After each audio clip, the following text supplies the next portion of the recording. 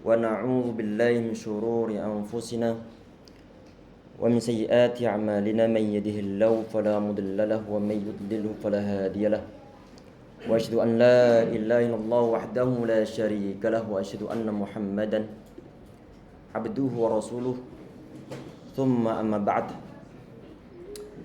Jemaah sekalian yang insyaallah dirahmati oleh Allah Subhanahu wa taala, masih pembahasan tentang masalah etika ataupun adab di saat ataupun seputar masalah tidur bagi seorang muslim. Tayyib. Sebagai muqaddimah dari pembahasan ini adalah seorang yang dia itu istilahnya kalau otaknya itu adalah otak bisnis, kalau jiwanya itu adalah jiwa bisnis, maka semua titik ataupun celah yang bisa menghasilkan cuan akan dia ambil. Baik orang tersebut aslinya baru merintis ataupun bisnisnya sudah banyak, cuman ada celah yang lainnya.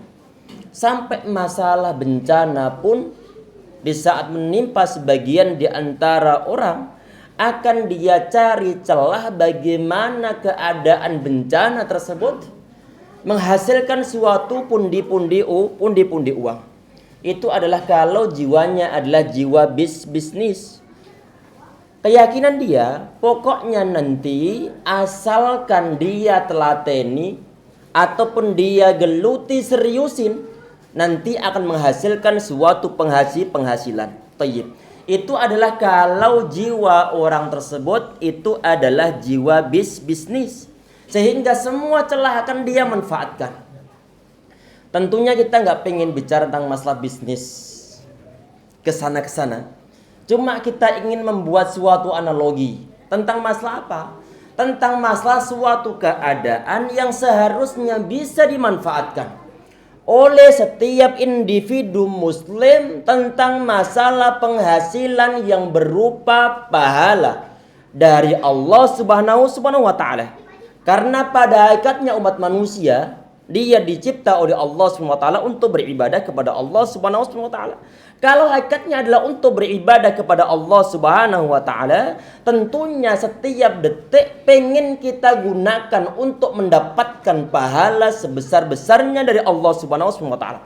Termasuk nanti poin yang insyaallah akan kita bahas menyangkut masalah suatu doa, suatu zikir yang perlu untuk dibaca sebelum tidur.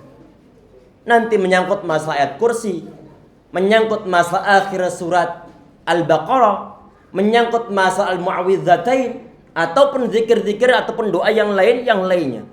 Di saat misalnya ada orang begini, ngapain doa baca ayat kursi? Kadang-kadang saya sudah baca ayat kursi, cuman kadang-kadang masih juga mimpi buruk. Ngapain juga kemudian zikir capek-capek? Kemudian setelah bangun tidur juga kadang-kadang nanti galau, mimpi buruk. Taib. Ini suatu ucapan orang yang tidak mau memanfaatkan celah sekecil-kecilnya untuk mendapatkan pahala dari Allah Subhanahu wa taala. Kalau kita bicara masalah bisnis, kadang-kadang orang yang ngomong begitu tadi itu pengennya dia celah sedikit akan dia ambil. Tetapi untuk yang model-model akhirat, dia mundur secara teratur. Karena pertimbangannya daripada nanti baca ayat kursi, kadang-kadang juga ada beda. Saya pernah mungkin begitu di antara alasannya. Saya pernah tidur tidak baca doa apapun juga, tapi damai-damai saja. Gak ada mimpi buruk, gak ada ketakutan yang saya rasakan. Saya nikmat tidurnya. Tetapi justru kadang-kadang di saat baca ayat kursi ataupun doa-doa yang lainnya, mimpi buruk tiba ataupun mungkin merasa ditindih oleh makhluk yang gak tampak, gak bisa untuk bergerak. Kemudian dia membuat suatu alasan terus, ngapain juga doa-doa capek-capek kalau hasilnya juga semacam nggak pasti. Perhatikan ya ikhwah, ini di antara kesalahan sebagian di antara kaum muslimin yang dia itu di saat menerapkan suatu kesunahan Kemudian dia bandingkan dengan keadaan kemudian masalah hasil. Yang pengen dia rasakan saat itu. Dia berdoa, kan doa nih zikir yang mau dia baca sebelum dia tidur. Pengennya di saat dia itu membaca suatu doa kemudian bener-bener khasiatnya langsung bisa dia rasakan. Padahal masalah doa ataupun zikir-zikir ini kan menyangkut masalah diijabah ataukah tidaknya kan tergantung diri kita sendiri juga. Tergantung diri kita sendiri juga. Sehingga di saat ada seorang muslim dia berdoa, termasuk di antara doa sebelum tidur ini, tapi kemudian realitanya kok efeknya tidak dia rasakan, maka jangan disalahkan doanya, karena kemungkinan besar kita nggak fokus, nggak paham tentang apa yang kita baca, ataupun kita jadikan hanya sebagai rutinitas belaka. Tidak ada suatu keyakinan dalam hati. Ataupun mungkin sebagian di antara makanan yang kita makan ada unsur haram-haramnya. Fa anna yustajabu lahu. Bagaimana mungkin Allah Subhanahu wa taala akan mengabulkan doa-doa kita, termasuk di antaranya adalah doa yang mau kita baca sebelum kita tidur. Terlepas dari masalah nanti setelah kita baca doa tersebut akan ada efek yang dirasakan ataukah tidak.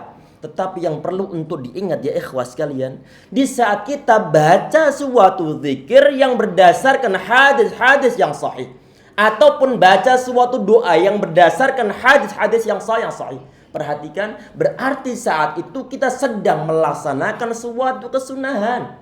Itu celah pahala yang bisa kita dapatkan.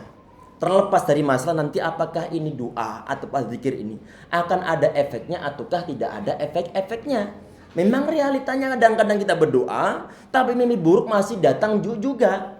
Karena kenapa? Kemungkinan adalah karena faktor diri kita sendiri.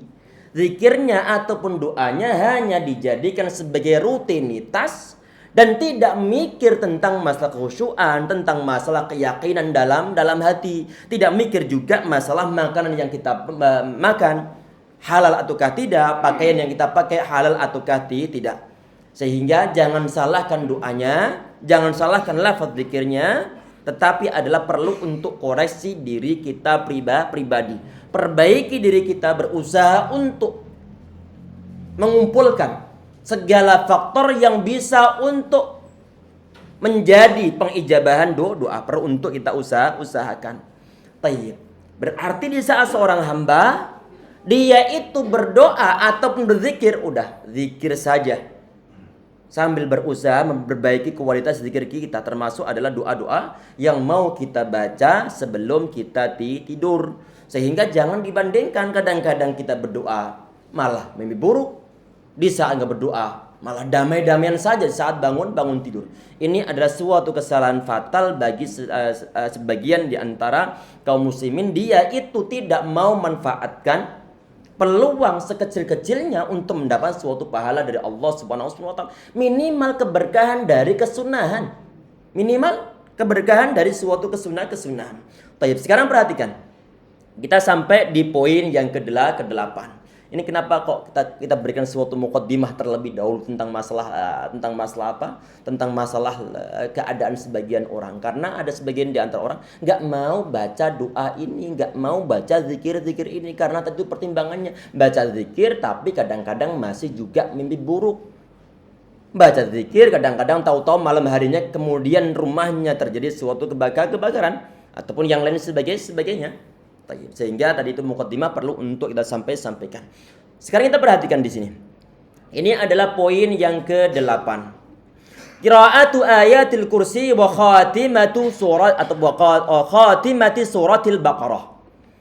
Ini pembahasan tentang masalah doa ataupun zikir yang perlu untuk dibaca sebelum kita tidur. Apa itu di antara di sini ini? Beliau di sini mengatakan bahwa yang perlu dibaca itu di antaranya adalah ayat kursi. Ayat kursi berarti Allahu la ilaha illa huwal qayyum dan seterusnya itu. Itu adalah ayat kursi. Ini setiap individu muslim dia harus menghafalkan ataupun dia perlu untuk menghafalkan doa ataupun ayat kursi tersebut. Kalau misalnya dia memang nggak bisa untuk menghafalkan seluruh ayat Al-Quran, minimal ayat-ayat ataupun zikir-zikir yang diambilkan dari Al-Quran perlu untuk kita usaha menghafalkannya. Kita perhatikan di sini. Yang pertama di sini adalah ayat qiraatu ayatul kursi. Yang pertama adalah membaca ayat kursi. Kemudian di bagian terakhirnya, nanti kita bahas satu persatu insyaallah ini. Di bagian terakhirnya di situ itu ada kata-kata dalam bahasa Arabnya lima warada fi dzalika min hadits sahihah. Berarti pengambilan dasar tentang adanya perintah ataupun anjuran syariah untuk baca ayat kursi sebelum tidur itu didasarkan pada suatu hadis yang sahih. Berarti tidak perlu ragu-ragu untuk mengamalkannya. Mengamalkannya. Jangan sampai suatu doa ataupun zikir yang tidak jelas asal usulnya, kemudian dia gigih untuk mengamalkan, untuk praktek, pengen mendapatkan suatu kesaktian, pengen mendapatkan suatu kebalan tubuh ataupun kulit. Sebagian di antara orang. Untuk yang model-model begini dia nggak mau untuk mengamalkannya. Yang model-model begini nggak mau untuk mengamalkannya. Hadanallahu wa iyyahum insyaallah. Baik, kita perhatikan. Kalau misalnya ditanya kira-kira itu dasarnya apa? Suatu kisah sangat masyhur tentang sahabat Abu Hurairah radhiyallahu anhu. Hadisnya dalam Al-Bukhari. Berarti hadisnya adalah hadis yang sahih. Sahabat Abu Hurairah suatu saat beliau diberikan tugas Nabi Muhammad untuk mengurusi zakat. Untuk mengurusi zakat Ramadan tentunya ataupun di akhir Ramadan. Kemudian tahu-tahu pagi harinya ini ada sebagian yang kurang. Kemudian dilihat oleh sahabat Abu Hurairah di malam berikutnya. Ternyata di sana ada sesosok sebagaimana manusia biasa, dia itu mengambil barang ini, mengambil harta zakat. Kemudian ditangkap oleh sahabat Abu Hurairah. Kemudian beliau bilang bahwa la arfa'annaka illa Rasulullah SAW. Demi Allah, anak akan laporkan ente kepada Nabi Muhammad SAW. Kemudian orang ini yang dalam penampakan sahabat Abu Hurairah radhiyallahu anhu, dia menyebutkan karena mungkin ini muhtaj kata dia, dan anak punya keluarga dalam keadaan mungkin lapar ataupun yang lain sebagainya. Karena kemudian sahabat Abu Hurairah radhiyallahu anhu beliau kasihan, akhirnya kemudian dilepaskan. Jangan ulang lagi. Dilepaskan. Kemudian di saat pagi hari Nabi Muhammad SAW beliau nanya, "Wahai Abu Hurairah, tawananmu tadi malam ente apakan?" "Asirak." Tawanan ente tadi malam ente apakan? Kemudian beliau cerita bahwa tamanannya dilepaskan karena kenapa? Karena faktor kasihan. Kemudian Nabi Muhammad beliau mengatakan, dia bohong, saya'ud. Nanti dia akan balik lagi. Katanya dia nggak mau balik, tapi dia nanti pasti balik lagi. Kemudian malam berikutnya ketangkap lagi oleh sahabat Abu Hurairah. Alasan pertama, hari pertama disebutkan. Di hari yang kedua pun sama alasannya. Dan sahabat Abu Hurairah beliau kasihan lagi dan dia udah jangan balik lagi. Di hari ketiga pun sama ternyata. Sama dan akan dilaporkan kepada Nabi Muhammad sallallahu alaihi wasallam. Kemudian setelah sudah kehabisan alasan mungkin, sehingga kemudian dia mau mengajarkan pada sahabat Abu Hurairah suatu doa ataupun suatu bacaan, kalau dibaca niscaya setan itu tidak akan mengganggu. Gak akan mengganggu. Kemudian diajarkan tentang masalah fadilah di antara ayat kursi. Ini hadisnya adalah hadis yang sahih. Kalau suatu ayat kursi dibaca di malam tersebut, fa innaka la yazala 'alaika minallahi hafiz. Allah Subhanahu wa taala menjaga Anda ini. Orang-orang yang membaca ayat kursi di saat sebelum dia tidur, dan setan dia tidak akan dekat-dekat sampai pagi hari. Kemudian Nabi Muhammad SAW pagi harinya beliau nanya kepada sahabat Abu Hurairah, ente apakan lagi itu tawanan ente? Kemudian beliau cerita, kemudian terakhirnya beliau diajarkan sesuatu. Tentang apa? Tentang masalah tadi itu, bacaan ayat kursi. Ayat kursi sudah ada, cuma fadilahnya itu disampaikan oleh orang-orang ini. Kemudian Nabi Muhammad SAW beliau mengatakan, amma innahu qad sadaqa wa huwa kadzub. Ingatlah, dia itu tadi itu jujur. Cuma aslinya dia adalah seorang pembohong. Wahai Abu Hurairah, apakah engkau tahu ini? 3 hari yang engkau alami tentang seorang tersebut, apakah engkau tahu itu siapa? Nabi sahabat Abu Hurairah beliau mengetahuinya. Kemudian Nabi Muhammad mengatakan bahwa dzaka syaitan, itu adalah syaitan. Tadi itu yang 3 hari yang berlalu ini yang ditangkap oleh sahabat Abu Hurairah itu adalah setan yang telah berubah rupa menjadi manusia sehingga bisa ditangkap oleh sahabat Abu Hurairah radhiyallahu anhu. Tayyib. Nabi Muhammad SAW beliau membenarkan tentang masalah apa? Tentang masalah ucapan yang diucapkan oleh setan tersebut di saat mengajarkan sahabat Abu Hurairah tentang masalah fadilah ayat kursi. Disimpulkan sebagian di antara ulama, seorang pendusta kadang-kadang bisa dimungkinkan bagi dia untuk jujur.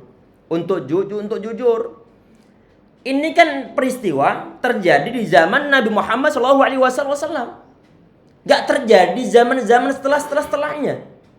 Gak terjadi zaman-zaman setelahnya. Di zaman Nabi Muhammad SAW, di saat ada sebagian di antara mungkin bacaan ataupun amalan yang dikerjakan oleh sebagian di antara sahabat ataupun suatu peristiwa yang terjadi di zaman Nabi Muhammad SAW, walaupun toh misalnya Nabi Muhammad beliau tidak melaksanakannya, tidak melakukannya, tapi beliau membenarkan ataupun beliau tidak nyalahkan, maka itu termasuk di antara kesunahan Nabi Muhammad SAW. Berarti sunnahnya adalah sunnah taqririyah. Termasuk apa peristiwanya? Termasuk masalah sahabat Bilal bin Rabah radhiyallahu anhu. Sahabat Bilal bin Rabah radhiyallahu anhu. Tentang masalah salat sunnah wudu. Jangan dibilang bahwa itu suatu kebid'ahan. Walaupun toh Nabi Muhammad SAW beliau tidak melakukannya dalam peristiwa tersebut. Tetapi beliau di saat mendapatkan info tentang apa yang dikerjakan oleh sahabat Bilal bin Rabah anhu, beliau membenarkan. Beliau membenarkan sehingga tidak bisa dibilang bahwa itu adalah suatu kebid'ahan. Kapan yang bisa disebut kebid'ahan? Kalau ada suatu amalan, suatu rutinitas masalah ibadah yang Nabi Muhammad beliau mengajarkan, tapi kemudian muncul saat ini, kemudian dibuat suatu rutinitas, maka potensi bid'ah itu sangat besar. Dalam hal ini nggak bisa disebut sebagai suatu kebid'ahan. Karena kenapa? Karena Nabi Muhammad SAW beliau tidak nyalahkan tentang apa yang diucap oleh setan tersebut. Nabi Muhammad qad sadaqa, kata beliau. Ini iblis dia ataupun setan dia jujur kepada Anda. Cuman aslinya dia adalah seorang pembohong. Berarti tadi itu yang diajarkan kepada sahabat Abu Hurairah adalah benar adanya, berarti termasuk di antara fadilah ayat kursi. Tayyib. Kemudian disimpulkan juga oleh para ulama ya ikhwah tentang kisah masalah ini adalah suatu kebaikan ataupun suatu hikmah itu bisa datang dari manapun juga. Baik orangnya sholat ataupun gak sholat, di saat sesuatu yang disampaikan itu mungkin baik dan ada dasarnya, misalnya ada kemaslahatan untuk dunia, maka gak ada salahnya kita untuk mengambilnya. Gak ada salahnya untuk mengambilnya. Cara mungkin untuk ilmu komputer datang dari orang-orang secara umumnya datang dari mereka, walaupun basicnya menggunakan al-Khwarizmi. Tayyib. Intinya bahwa sebagian di antara ulama mengartikan tentang masalah ataupun mensyarai tentang adanya hikmah yang ada dalam kisah sahabat Abu Hurairah radhiyallahu anhu, bahwa kadang-kadang ada orang yang seringnya dusta, cuma kadang-kadang dia itu berbuat suatu kejujuran. Tayyib. Kemudian di poin berikutnya, tadi ini adalah tentang masalah setan yang ada dalam kisah sahabat Abu Hurairah radhiyallahu anhu di saat beliau mengajarkan ataupun di saat beliau diajari oleh setan tersebut dengan bacaan ataupun suatu fadilah yang ada dalam surat ataupun dalam ayat kursi. Kemudian kalau misalnya ditanya, loh itu kok sahabat Abu Hurairah radhiyallahu anhu beliau kok sampai bisa menangkap setan tersebut? Kok sampai bisa menangkap? Bukankah di zaman Nabi Sulaiman alaihi salam, di zaman Nabi Sulaiman alaihissalam, beliau itu pernah berdoa, Rabbi ghafirli, ya Rabb, mohon engkau ampuni diriku, wabli mulkan la yanbaghi li ahadin min ba'di, innaka antal wahhab. Ya Allah, mohon engkau ampuni diriku, dan juga mohon engkau berikan diriku tentang suatu kekuasaan ataupun suatu penguasaan ataupun suatu kerajaan yang tidak engkau berikan terhadap setelahku, orang-orang setelahku. Di antaranya Allah SWT memberikan suatu kemampuan Nabi Sulaiman alaihissalam bisa mengendalikan angin. Kemudian bisa juga menundukkan para setan. Sehingga di sebagian di antara riwayat Nabi Muhammad SAW di saat beliau sholat, hadis-hadis yang sahih, di saat beliau sholat, tahu-tahu kemudian ada setan yang mengganggu beliau, ditangkap oleh beliau sampai kemudian ada rasa dingin di tangan beliau. Karena kenapa? Juluran lidah setan. Kemudian beliau berazam atau beliau berniat untuk ngikat setan tersebut di antara ataupun di salah tiang di masjid, biar nanti kalian bisa menyaksikan semuanya. Cuma kemudian beliau teringat tentang perkataan Nabi Sulaiman alaihissalam tersebut, doa Nabi Sulaiman alaihissalam, sehingga kemudian Nabi Muhammad beliau melepaskan lagi. Kalau misalnya ditanya, tadi itu kok sahabat Abu Hurairah, beliau kok sampai bisa menguasai setan, sampai bisa ditangkap. Ini bagaimana model-modelnya? Kata sebagian di antara ulama, mereka mengatakan bahwa yang dikuasai Nabi Sulaiman alaihissalam itu adalah pentolan-pentolan para setan. Tunduk kepada Nabi Sulaiman alaihissalam. Sehingga untuk yang setan-setan yang sifatnya kecil, seperti mungkin yang menyertai umat manusia, yaitu qarin dari kalangan bangsa jin, maka itu dimungkinkan untuk dikuasai oleh umat manusia. Tayyib. Ini sebagian di antara pendapat para ulama tentang masalah hal ini. Sekarang kita perhatikan, ada sebagian di antara fadilah dari ayat kursi di sini. Ini adalah Nabi Muhammad SAW dalam suatu hadis yang sahih, beliau mengatakan, man qara'a ayatul kursi dubura kulli salatin lam yamnahu min dukhulil jannati illa ayyamuta. Bahwa barang siapa yang baca ayat kursi setiap dia itu habis sholat, maka tidak ada yang menghalangi dia masuk surga kecuali kematiannya. Artinya orang ini bisa langsung masuk surga setelah nanti dia meninggal. Bisa dimungkinkan masuk surga nanti saat nyawanya sudah dicabut oleh Allah Subhanahu wa taala. Artinya bagaimana? Bahwa ayat kursi ini ada memiliki suatu fadilah yang kemungkinan besar tidak dimiliki oleh ayat-ayat yang lainnya. Tayyib. Sebagian di antara riwayat Nabi Muhammad beliau mengatakan tentang masalah man qara'a ayatul kursi fi duburil maktubah. Barang siapa yang baca ayat kursi setelah salat wajib, maka fahuwa kana fi dhimmatillah, maka dia itu dalam tanggungan Allah Subhanahu wa taala ila salatil ukhra, sampai salat berikutnya. Berarti orang tersebut dalam tanggungan Allah Subhanahu wa taala, dalam penjagaan Allah Subhanahu wa taala. Tayyib. Ini berarti ayat kursi tersebut yang perlu untuk kita baca di saat kita itu sebelum tidur. Kemudian ada lagi di situ adalah khatimatu suratil baqarati. Khatimati suratil baqarati, yaitu penutup surat dari Al-Baqarah. Hingga para ulama dimulai dari aman rasul bima unzila ilaihi mir rabbi wal mu'minun. Ini kita rata-rata hafal ayat ini. Kullun aman billahi wa malaikati wa kutubi wa rusuli, sampai nanti adalah sampai ayat anta maulana fansurna 'alal qaumil kafirin. Dua ayat terakhir dari surat Al-Baqarah. Ayat ini juga sebagian di antara riwayat Nabi Muhammad beliau mengatakan bahwa hadis yang sahih, Nabi Muhammad beliau mengatakan man qara'al bil ayataini min akhir surat Al-Baqarah fi lailatin kafatahu. Barang siapa yang membaca ayat ataupun dua ayat dari akhir Al-Baqarah pada suatu malam, maka Allah Subhanahu wa taala ataupun maka kedua ayat tersebut telah mencukupinya. Ini sebagian di antara ulama mengatakan mencukupi di situ itu adalah mencukupi untuk mewakili qiyamul lail pada malam tersebut. Sebagian di antara penafsiran para ulama tentang masalah kafata di situ itu adalah orang tersebut akan terhindar dari hal-hal yang tidak mengenakkan pada malam itu. Sebagian di antara penafsiran para ulama adalah orang tersebut akan dijaga oleh Allah dari godaan setan. Itu adalah dua ayat kursi, dua ayat yang dibaca orang di saat dia itu setiap malamnya. Man qara'a bil ayataini min akhir surat Al-Baqarah fi lailatin kafatahu. Barang siapa yang membaca dua ayat di akhir surat Al-Baqarah, maka Allah Subhanahu wa taala nanti akan menjaganya, ataupun dua ayat tersebut akan menjaganya. Tayyib. Ini tentunya adalah termasuk di antara fadilah yang ada dalam surat ataupun sebagian di antara ayat dalam surat Al-Baqarah.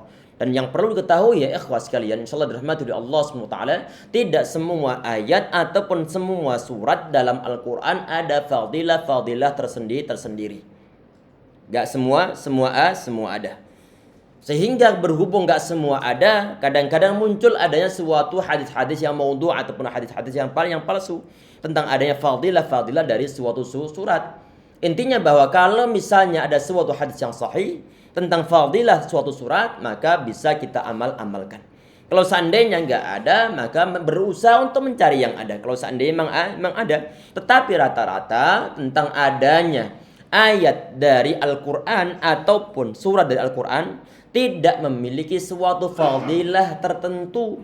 Cuman saja yang perlu diketahui ya ikhwas sekalian, untuk orang Indonesia misalnya dia nyari fadilah atau nyari keutamaan, itu adalah pengennya keutamaan tersebut langsung bisa dia rasakan saat dia masih hidup. Saat dia masih hidup. Misalnya tentang masalah al-waqiah, kon katanya bisa untuk membuat orang bisa kaya. Misalkan saja. Ataupun mungkin surat-surat yang lainnya. Tayyib. Yang perlu untuk ditanamkan dalam hati kita saat ini, sebagaimana tadi kita sampaikan, adalah kita itu jangan mikir tentang adanya suatu fadilah tertentu. Tetapi yang perlu untuk kita pikirkan minimal itu adalah tentang adanya kebaikan pahala yang disediakan oleh Allah SWT li kulli harfin asyra hasanah. Setiap huruf memiliki 10 kebaikan. Itu sudah sangat cukup, dan nanti kita rasakan fadilahnya di saat nanti berada di surganya Allah Subhanahu wa taala ataupun di saat nanti berada di akhirat. Dan kebetulan untuk Al-Baqarah ini ada fadilah tersendiri. Sebagian di antara hadisnya hadis yang sahih Nabi Muhammad SAW beliau mengatakan, la taj'alu buyutakum maqabir. Kalian jangan jadikan rumah-rumah kalian sebagaimana kuburan. Inna syaitana sungai syaitan yanfiru mil baitil ladzi tuqra'u fi suratul Baqarah. Setan itu dia akan kabur dari suatu rumah yang di dalamnya dibacakan surat Al-Baqarah. Surat Al-Baqarah. Tayyib. Berarti sebagian di antara surat ada fadilah dan Nabi Muhammad beliau menyampaikannya. Kalau seandainya kok tidak beliau sampaikan misalnya dan kita sudah sekedar membacanya, maka itu ada suatu fadilah ataupun suatu keistimewaan tersendiri. Kemudian di poin berikutnya adalah wa qul huwallahu ahad. Yang berikutnya adalah qul huwallahu ahad wal mu'awwidzatain. Berarti yang perlu untuk kita baca setelah ataupun sebelum kita tidur itu adalah suratul Ikhlas, qul huwallahu ahad. Kemudian juga al-mu'awwidzatain, berarti al-falaq sama an-nas. Yang isinya dua surat tersebut adalah minta perlindungan kepada Allah Subhanahu wa taala, termasuk di antaranya adalah min syarri ma khalaq, dari keburukan sebagian di antara makhluk Allah Subhanahu wa taala. Tentunya ini ya ikhwas sekalian, tadi kata beliau di sini ini adalah lima warada fi dzalika min hadis sahihah, karena memang ada dasar hadis sahihnya tentang masalah fadilah ataupun zikir yang dibaca sebelum tidur yang berupa Al-Falaq, An-Nas sama Qul huwallahu ahad. Sebagian di antara riwayatnya hadis-hadis yang sahih bahkan muttafaqun alaih bersumberkan dari Aisyah radhiyallahu anha. Tentang apa? Tentang tidurnya Nabi Muhammad SAW. Kata beliau, "Idza awa ila firasyi." Di saat Nabi Muhammad SAW beliau ke tempat tidur beliau. Setiap malamnya jama'a kafai. Beliau itu mengumpulkan kedua telapak tangan beliau. Thumma nafasa fihima. Kemudian beliau meniupkan telapak tangan tersebut. Ditiupkan begitu. Faqara fihi ma qul huwallahu ahad. Kemudian beliau membaca qul huwallahu ahad. Dan juga qul a'udzu birabbil falaq dan juga qul a'udzu birabbin nas. Dan itu beliau kerjakan selama ataupun sebanyak 3 kali. Setelah beliau tiupkan, setelah beliau baca, kemudian beliau usapkan ke sekujur tubuh beliau. Dimulai dengan mukanya, kemudian dimulai dengan kepala beliau, kemudian ke mukanya, kemudian bagian-bagian depan ataupun bagian area-area yang bisa dijangkau oleh usapan tangan. Dan ini perlu untuk ditanamkan, untuk diajarkan terhadap anak-anak kita. Membaca sebanyak 3 kali Al-Falaq, An-Nas sama Qul huwallahu ahad. Insyaallah ya. Tayyib, tadi kita perhatikan, ini ada permasalahan dalam masalah hadisnya. Ada permasalahan dalam masalah hadisnya. Yang ada dalam hadisnya adalah Nabi Muhammad SAW beliau jama'a kaffaihi. Beliau mengumpulkan ataupun mengumpulkan kedua telapak tangan beliau. Kemudian nafatha fihima. Kemudian beliau meniupkannya begini. Meniup. Baru kemudian beliau baca. Beliau baca. Ini hadisnya adalah hadis yang sahih. Apakah ini bermasalah secara pemahaman? Ini dipahami oleh sebagian di antara ulama. Ini hadisnya ada dua kubu setidaknya. Ada dua kubu pendapat sebagian di antara ulama. Yang pertama adalah mengartikan sebagaimana yang ada dalam hadisnya. Ini termasuk yang dipegang oleh Syekh Albani rahimahullah. Berarti apa? Dikumpulkan tangan, kemudian ditiup, baru kemudian dibaca. Menggunakan lahir dari hadis-hadis ini. Lahiriah dari hadis-hadis ini. Tayyib. Sebagian di antara ulama bersifat longgar ini. Termasuk Syekh Ibnu Utsaimin rahimahullah. Kata beliau, orang yang mau niup dulu, kemudian baru baca, kemudian baru diusap, fahuwa ala khair. Dia berada dalam suatu kebaikan. Ataupun baca terlebih dahulu, kemudian baru ditiup. Karena kenapa? Alasan sebagian di antara ulama adalah maksud niup tersebut itu adalah biar nanti bacaan yang kita ucapkan ada keberkahan yang nanti diucapkan di sekujur tubuh. Kalau ditiup terlebih dahulu baru kemudian dibaca, nanti ini apa yang akan diusapkan? Itu pemahaman sebagian di antara ulama. Tayyib, kemudian ini pemahaman dibantah oleh Al-Imam At-Tibi rahimahullah. Tentang masalah apa? Kenapa orang-orang tersebut yang heboh tentang masalah pengurutannya, apakah kronologi itu ditiup terlebih dahulu ataukah dibaca terlebih dahulu? Kenapa mereka enggak mikir tentang fa'idah qara'atal Qur'ana fasta'idz billahi minasyaitonir rajim?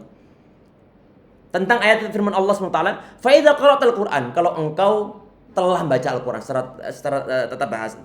secara terjemahan. Kalau engkau baca Al-Quran, fasta'idz billah, maka engkau mintalah pengerindungan kepada Allah SWT.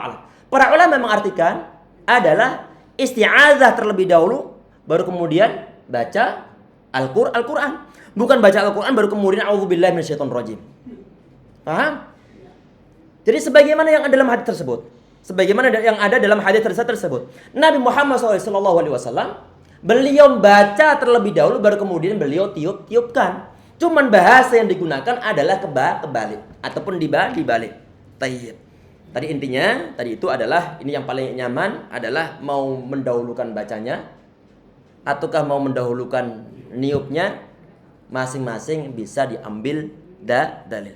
Jadi insyaallah ya, minimal adalah ini yang perlu untuk kita amalkan. Mau dibaca terlebih dahulu, mau diusapkan terlebih dahulu. Tayyib. Ini adalah tentang masalah dasar yang disebutkan oleh beliau dalam tentang masalah baca Qul Huwallahu Ahad ataupun Al-Falaq ataupun An-Nas dibaca sebelum tidur. Sebelum tidur. Tayyib. Kemudian ada lagi di sini adalah qira'atu ba'dil ad'iyati wal adhkar, yaitu membaca sebagian zikir dan juga sebagian doa. Tentunya ini doa adalah yang perlu juga untuk kita hafalkan. Berhubung ini banyak redaksi, maka yang sangat dianjurkan oleh sebagian di antara ulama adalah kita hafalkan semuanya, mau dibaca semuanya monggo, ataupun dibaca secara bergantian. Hari ini adalah doa A, hari berikutnya doa B, begitu seterusnya. Apa di antara doa yang diajarkan Nabi Muhammad SAW di sini ini adalah Allahumma qini azabaka yauma tab'atsu ibadaka. Ini hadisnya adalah hadis yang sahih.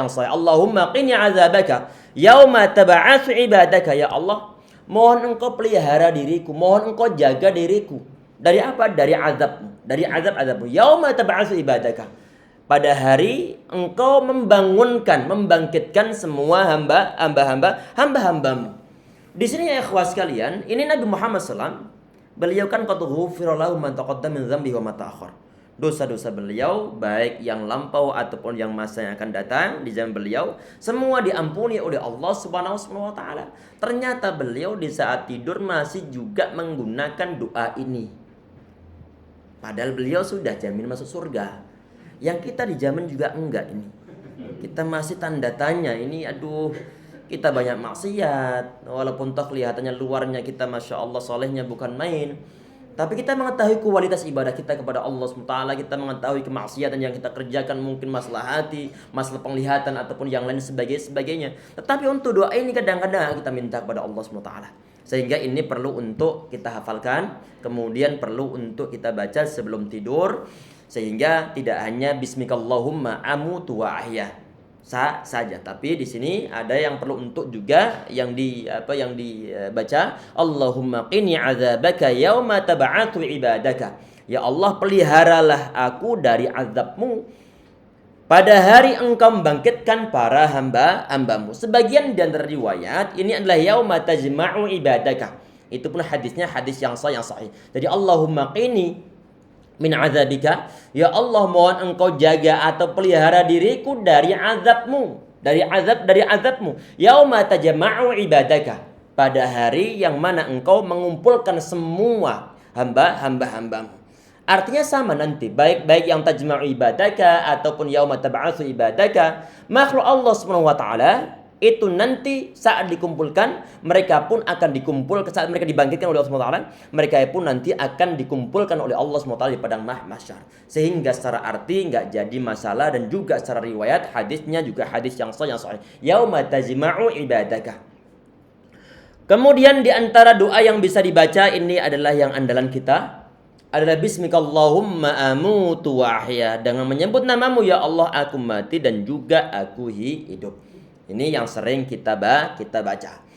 Kemudian yang di poin 10. Kita lihat untuk yang di poin 10. Ini tentang masalah doa pula. Tentang kalau misalnya yustahabul naimi idza fuzi'a min naumihi aw qalaqa aw arqa ay yad'u bi hadzal du'a. Jadi kalau orang itu dia tidur, kemudian di saat dia tidur, kemudian dia bangkit ataupun takut, muncul ketakutan, mungkin mimpi buruk, ataupun mungkin dia tidak bisa tidur, ataupun yang lain sebagainya, ataupun mungkin gelisah. Maka doa yang bisa dibaca di sini ini adalah a'udzu bikalimatillahi tammati min ghadabihi wa syarri ibadihi wa min hamazati syayatini wa ay yahdurun. Ini doa yang bisa dibaca di saat kita dalam keadaan mungkin susah tidur. Ini termasuk ariqa di sini ini atau araqa di sini ini adalah susah tidur. Susah tidur karena mungkin permasalahan ataupun hal yang lain sebagainya. Sehingga doa ini bisa untuk dibaca sebelum tidur. Dan kembali lagi ya ikhwah, jangan sampai kemudian punya pemikiran anak udah baca ini, tapi pikiran masih kemana-kemana, nggak bisa tidur juga. Paham? Tadi kita bahas di awal. Perlu disalahin adalah diri kita sendiri. Minimal walaupun toh kita walaupun sudah berkali-kali baca doa ini, ternyata masih belum bisa tidur saat itu. Belum bisa tidur. Minimal adalah ada pahala kesunahan yang kita dapatkan. Ada suatu keberkahan yang insya Allah diberikan oleh Allah SWT terhadap hamba-hambanya, yang dia itu gigih dalam melaksanakan kesunahan apa yang diajarkan Nabi Muhammad SAW. Dan semoga kita termasuk di antara orang-orang tersebut yang selalu gigih dalam menjalankan kesunahan Nabi Muhammad SAW, baik dari sisi perbuatan yang beliau contohkan ataupun yang mungkin doa yang beliau ajarkan. Amin ya rabbal alamin. Tayyib. Kemudian di poin berikutnya. Di poin berikutnya ini adalah yang nomor 11, yaitu doa hendaknya dibaca saat dia bangun tidur. Ini pun alhamdulillah kita praktekkan baca doa ini. Alhamdulillahilladzi ahyana ba'dama amatana wa ilaihin nusyur.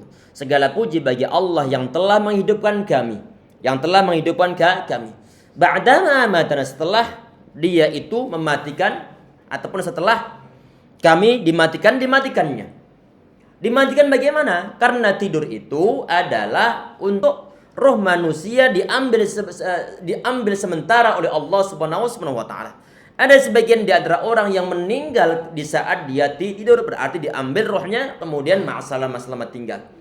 Ada sebagian di antara orang yang dia diambil nyawanya di saat ataupun diambil rohnya di saat malam hari, di saat dia tidur, kemudian di saat dia bangun di saat dia mau bangun dikembalikan lagi oleh Allah Subhanahu wa taala. Berarti dia itu yang telah menghidupkan dan juga mematikan. Wa ilaihin nusyur, dan kepadanya lah kami dikembalikan. Tayyib. Ini waktu sudah habis. Kita sela dengan adanya azan, kemudian kita buka nanti dengan sesi tanya jawab insyaallah. Silakan.